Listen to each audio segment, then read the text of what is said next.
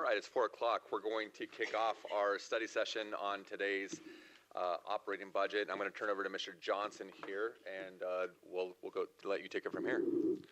Thank you, Mr. Mayor and Council. Reality is we probably won't have a very long study session because we have gone over this information pretty significantly, but I just wanted to kind of set the stage. We're just here to kind of tie together the operating and the capital budgets, then go over a few changes that we've had since the last touch. Now, I did hand out some stuff. We're not going to go over this tonight. But what this stuff is for is getting ready for the public hearings coming up. It's the budget, each of the spreadsheets that show the different budgets, operating budgets, capital service, which is the funding mechanisms for a lot of the capital, and then our special revenue and our capital projects budgets. And then also Steve's city manager's budget message, which is ready to go as we prepare the budget for release by November 1st. So we'll go ahead and jump into our presentation, go over a little bit of some of the main revenue assumptions, and we have very limited changes to the 2026 revenue. Most of the changes are related to what Council just recently adopted with the public service safety sales tax, and then also some grant-related funding mechanisms. So I'm going to jump, Julie, to slide 4, and just, again, our estimated reserves going down slightly in the general fund next year. The reason for that is we're using the separation reserve because we do have some expected retirements next year, and that's what that reserve was set up for. The majority of the rest of them, other than community development, are going up slightly. The community development, same reason we're using the separation reserve for expected retirements. So on to slide 5, our 2026 revenue assumptions, assuming that we will use a statutory increase of 1% for property tax. This is slightly over $25,000 that would be added to revenue in the general fund. With the rate increases through the utility rate models, a 3% inflationary water rate increase, and a $2.76 per equivalent dwelling unit bi-monthly for the stormwater, which works out to about 10%, and that's per the rate model and all of our new requirements for the stormwater permit. The inflationary factor that we use for impact fees and water SDC per our municipal code is 2.7%. That's coming from the West Region inflation CPIU as of June of this year. New construction, we did get our preliminary estimates from the county, and it's just under $174 million. Initially, the reason why we do see a little bit of reduction in what I initially forecast for property tax is because I had also initially forecast about $200 million in construction, for new construction, I should say. Our preliminary assessed value estimate from the county, and this doesn't include state utility estimates. They have not finished that yet. What that is any property related to utilities that comes from the state. That will probably come in November, but right now we're just over $4.5 billion. So that is a pretty significant increase. That's almost $500,000 increase in assessed value. So our appreciation, again, is going up in Ridgefield. Oh, $500 million, sorry. Yeah, that would have been a little bit lower. Property owners probably would have been happy. So next slide. So just to remind you on some of our proposed budget goals. So again, we are transitioning from a dependence on residential construction to more sustainable ongoing retail sales tax structure. These goals were identified by the Budget Advisory Committee and following direction provided by City Council. So maintain the current level of service for all public services provided to the Ridgefield community. provide the necessary staffing to support the service level for the Ridgefield community, and then provide the necessary resources for the 24 to 28 transition period in the general fund. That's where, when we looked at the reductions that we did have to make sure that we are within a balanced budget, we focused on unused budget versus anything else that has been used and consistently used over the last few years. Protect policy reserve levels in the general fund through the transition, and then maintain sufficient fund balance to pay debt service on current general obligation bonds and potential future issuances of debt service. And then focus on high priority capital projects that are in process, and that is what's included in the budget. Just looking at the 24 to 28 transition period, is 28 still the plan that's good, or are we going to need to extend it, or are we able to shorten it? Well, 28 is actually an extended timeline. Initially, we thought that we would be more through the transition by the end of 2026. Okay. We did expect that more commercial would build with the uncertainty in the economy right now at the federal and the state level. We have seen slower construction. We do still see people going through businesses going through the permitting process, and they're just going a little bit slower, and construction's going a little bit slower. So based on the uncertainty, and we continue to get bad news from the state level as far as their revenues that are coming in, we've extended that really to 2028 to really see what. So that has kind of adapted to reality already? Correct. Okay, thank you. That's all I was curious about. Thanks. Did you have a question? Just to update myself, the revenue flow into the city this year, is it beyond our expectation, at expectation, or below expectation? So overall, we're going to be pretty close to what the forecast was. Retail sales tax is down a little bit from what I did initially expect, again, because we haven't had all the businesses open that I expected to open. Initially, I forecast 20% increase in retail sales tax. We're about 16% right now. But overall, when you look at some other areas where we have increased a little bit more, we're going to come out pretty close to what the forecast budget was. So on slide 7, this is where we'll probably focus a little bit of the time, and there's not a lot of changes since the last time we talked. Operating budget, we obviously already had talked about the sales tax that council adopted. That will go into effect. We've gotten confirmation from Department of Revenue that they've received the ordinance, and it will go into effect January 1st. So we are good there. That $442,000, which is the initial estimate, that's already baked into the budget. Again, property tax estimate reduced about $10,000.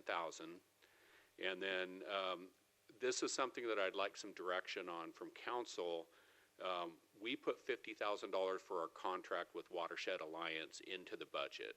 I believe it was $30,000 in water and $20,000 in storm, because they're going to work on specific areas with conservation in water, and then with plantings and things that fit some of our permit requirements in storm. Now that they've announced that they're closing operations December 31st, the question is, should we keep it in the budget? It is still there right now. And then we would look for different partners to work with, and or other avenues to get that work done, or should we pull that out of the budget and then, we try to figure out how to go from there. Council, we'll just go around the room, and if you have a preference or you have an input on that, we can just have you do it at that time. So we'll start with Councilor Wells. I would suggest that we pull it out and put it in the general fund, and then we can, if we do decide to do something, we can turn around and pull it back out. But means we're going to have a little bit of a shortfall anyway. That would help compensate for what that is. So just a point of clarification, we can't put it into the general fund because it's budgeted out of water and storm, and so they would have to go back to those funds. Right. I think we should keep it in the budget and then also look for partners to continue that work and make sure that it's still getting done and we already have the allocation set for it. I was just gonna ask, do we have, like, how easy is it to find another partner? Like, how quickly is that turnaround? They gave us a couple of ideas of a couple nonprofits we could work with, and then also a for-profit company that is already doing some of the plantings for the developer next to Greeley Park. That's really where we were going to do some early next year. So we've got them identified. Now, another point of clarification is whether we pull or keep it. If we don't use it, it still goes back into the fund balance. So, it's just, would you rather come back at supplemental and deal with it? Would you rather have it there and then we keep looking? Because from my understanding is it's still a priority to get those plantings done at Greeley. So having that capacity there would be important there. And just one follow-up on that, we not only are there potential partners in nonprofit, for-profit, we also have Storm Partners, which is an organization that all of the jurisdictions around Clark County have access to and are already a part of. And then beyond that, we have talked to Watershed Alliance. Mr. Thamer just talked to them about getting their volunteer list, because one of the things a for-profit partner or even a nonprofit that's good at the plantings themselves isn't necessarily good at getting those volunteers together and making that work happen. Watershed Alliance has a good list of volunteers that we, through our staff, can activate. So we are working with them as well to see if we can continue that work. On that note, I think it makes sense to leave it in there and then move it if we need to in the future. Okay. Great. Councilor Davis.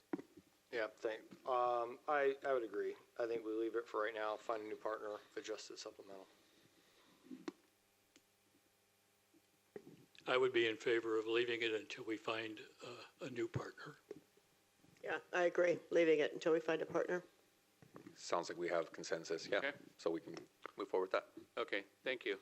So the next item in the operating budget that I did add in is we just got notification that we were awarded a new grant from the Department of Justice. We were kind of surprised to get notification as they were shut down, but they did. We responded back to them about that and got an out-of-office assistant that they're furloughed. So we're not sure if it came from AI or what, but we do have an award email.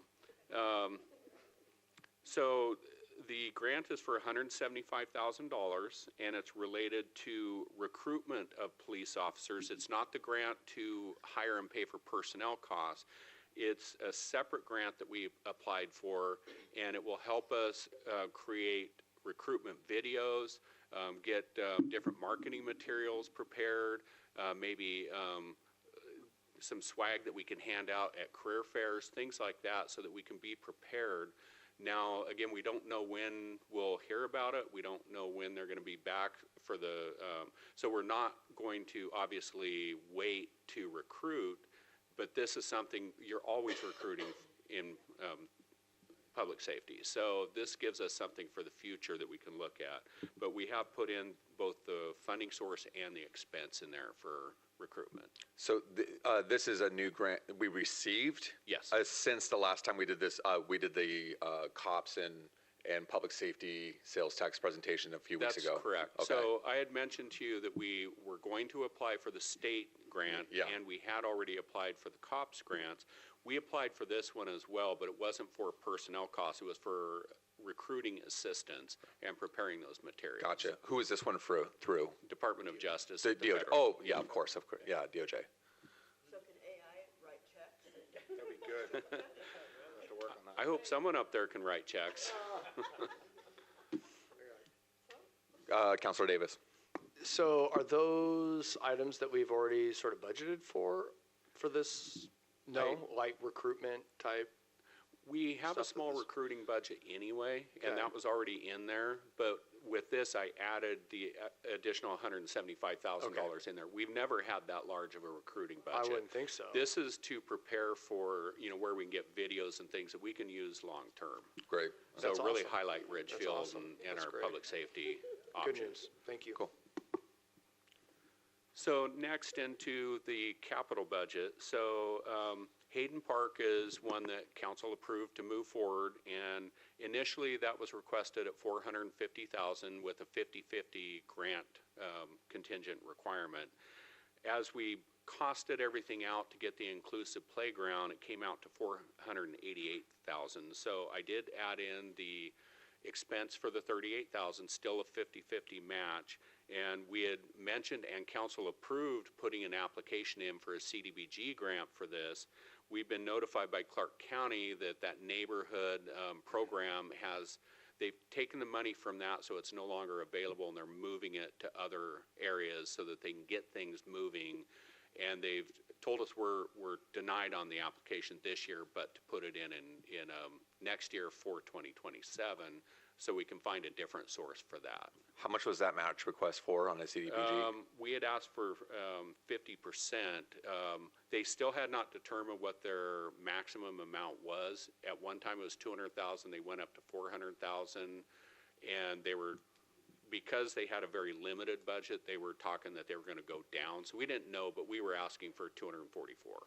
$244,000. Right. Okay. And the only difference in this, in what we're doing today for the budget, is that $38,000 difference. It still comes in as grant contingent, and it's just, we know that it's not going to be CDBG. That will be the grant that we would get for it, but it would still be in the budget that only, the funds would only be used, that 50-50 match, if we are successful in a grant of some type. And it's Hayden, Horns Corner, and the safety improvements at Boyce are all in there as contingent on grants being, us getting grants. Now, there are other grants that we can apply for. We also have capital grants that we can go after from the state legislature, and we can talk about that as a priority.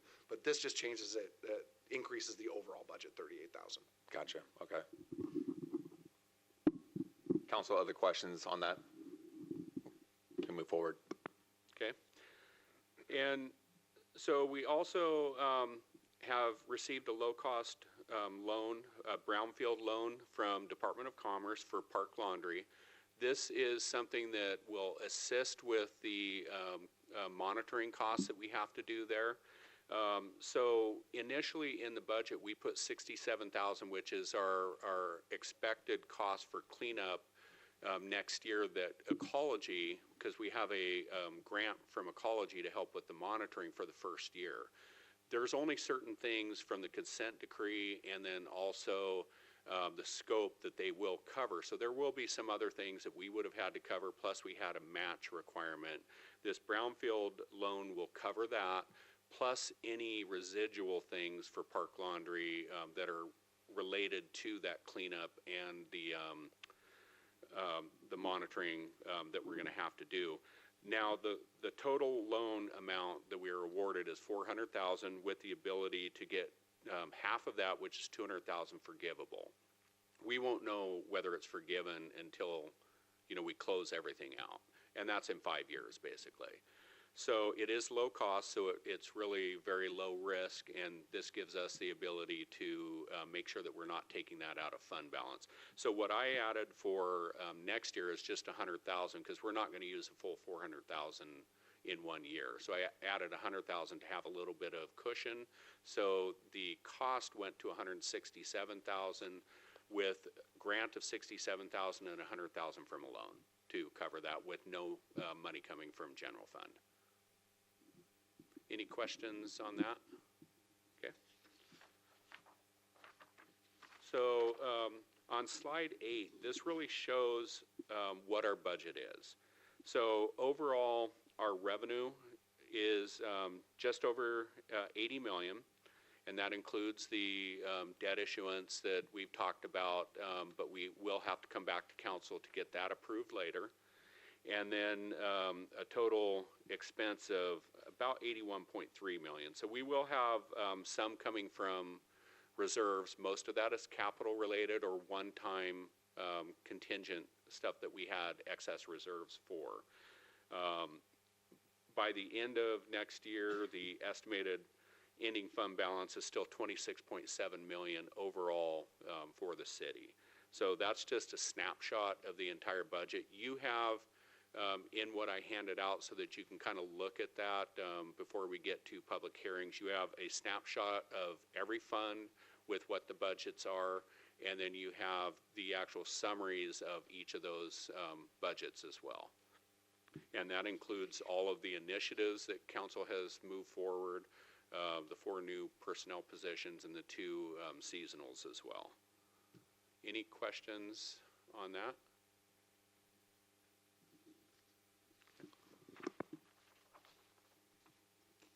So just to kind of give the reminder of where we're at with our impact fees and SDC credits, and for those that are on the advisory committee, I did correct the PIF and the TIF. We do have currently outstanding about $9.7 million in TIF and $4.9 million in PIF. And with some outstanding issuance for a couple of projects that we have going on, TIF will be $11.7 million and $8.7 in PIF. Down below, I just wanted to highlight some of the stuff that we've got from issuing these. 5.5 miles of new roads, 1 new roundabout, 1.75 miles of trail, and 75 acres of parkland. So that's a pretty good investment. Under construction and stuff that that's in that outstanding issuance, a 2.5 acre park in Sanderling Park, a new bridge and trails in Paradise Point. We've already issued credits for the park land in Paradise Point because that's already been dedicated over to the city. SDC, we have pretty limited credits there, so I don't anticipate that impacting revenue next year. PIF and TIF, I expect that we'll get about 30% at the most paid in cash, and then the rest of it's going to come from reducing that credit balance. Great. Real quick, because I know that we have some newer members here. Does everyone understand how the credits work? Everyone? Yeah, okay, just making sure. Okay. I was going to have you do like a quick explanation, but. Okay. Okay, Councilor Favela, you had a question? Slightly off topic, but the new bridge brought it up. Do we have a plan in the works for a new replacement bridge at Abrams? So we're working on a grant application to submit for that. Right now, it's a federal grant, so they've removed the guidance on that from their website. So we're going ahead and preparing and getting all the technical data ready to go. And then as soon as they put that back up, then we'll be ready to submit as soon as possible. We don't have anything in the budget right now. What we're waiting for is for that grant to come up, and then that way we can also get a better idea of cost, and then that would be something more like supplemental next year that we would come back to you, or for the 2027 budget. With the weight-bearing issue on that bridge, does that include an ambulance in an emergency, or an emergency using crossing it would be okay? Yeah, everything would include that, because there's also trucks that are going for the water system, to chlorinate and things like that. So it will ensure that, we can get public safety and everything needed across that bridge. Question. Help me with new bridge in Paradise Point. Which bridge would that be? This is the bridge in Paradise Point at Storybook Hollow Park. So Storybook Hollow Park is on the east side of there, and then there is a bridge crossing between the east side of Paradise Point and the west side of Paradise Point. I forget the road. Ryan, do you know, or what was it? North 13th? So North 13th is the actual roadway. If we're working on getting the final conveyance right now, it's actually open.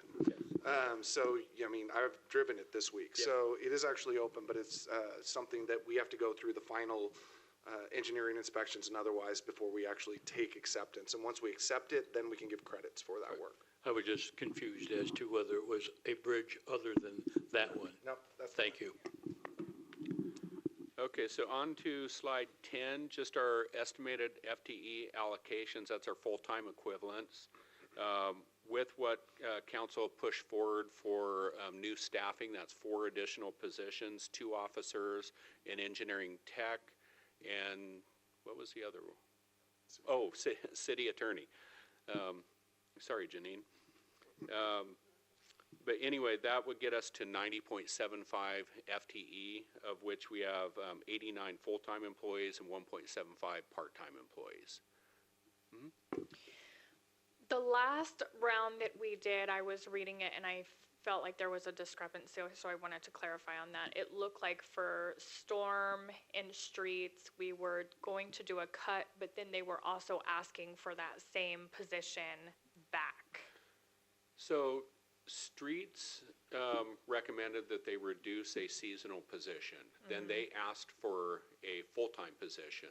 So we went back to them and said, would it work to add the seasonal back in instead of a full-time position because of budget constraints? And they went back and they looked at the scheduling and the workload and things like that and said, yeah, that would work for us, because with what they have for seasonals, they can be a little bit more flexible during the period of time that they really need them, because it's for right-of-way maintenance, mowing, things like that. Yeah. So that worked for streets. For storm, they didn't recommend reducing. They asked for a position, kind of what the stormwater plan that they did a few years ago with the new permit requirements.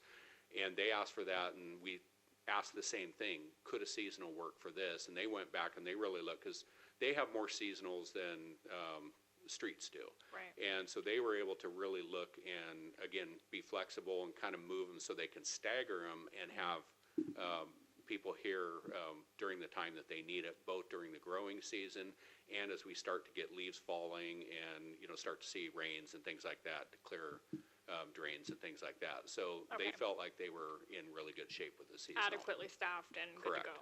Okay, thank you. So that's really what I had, other than next steps. We, again, go to public hearings starting November 6th. That will be the revenue hearing that's required by statute. And then we'll do first readings on property tax levy and utility rates. Second meeting in November, we'll do second readings, and we'll start the first public hearing on the proposed budget. And then in December, we would come back with a second reading and public hearing on the first meeting on December 4th. And that's when hopeful adoption of the budget would take place as well. So with that, again, I didn't expect this to be too long. We've really covered all of this in pretty good detail, and just wanted to go over some of the changes. Okay, council, I'll look around and see if there's any additional comments or questions at this point for Mr. Johnson. Councilor Wells. I just had a question for Kirk. I thought there was one spot you said that the county said that the income from property taxes was going to go down? So, I think that's what I heard, and yeah, because initially I forecast 200 million in construction-related, or new construction-related increases, and it came back at 173. It was hard to forecast this year because I didn't know what's going to be included in the tax increment area versus our regular levy. So it was a little bit harder to figure that one out. And when that came down, that worked out to about 10,000, that our property tax would go down from what I forecast for next year, not compared to this year, but what I initially forecast for next year. Our levy rate, I'm looking at, we're at 61 cents now, I'm looking at somewhere around 58 cents, so that will go down because of that significant increase in our assessed values. okay, thank you. So last thing I'll probably say is we will have the budget ready to go. We have to release it by November 1st, so we're working on our online digital budget book. So I'll send out an email to council when that's ready so you can take a look at it. It's a newer version this year, pretty cool with some of the dynamic stuff in it. So I ask that everybody takes a look and lets us know what you think. Cool. Great, thank you very much. If there's no other questions or comments, we can just close this thing out. So thank you, Mr. Johnson, and thanks to you and the staff for everything you guys done to prepare a budget of this magnitude. So looking forward to seeing it finalized. All right, we are done.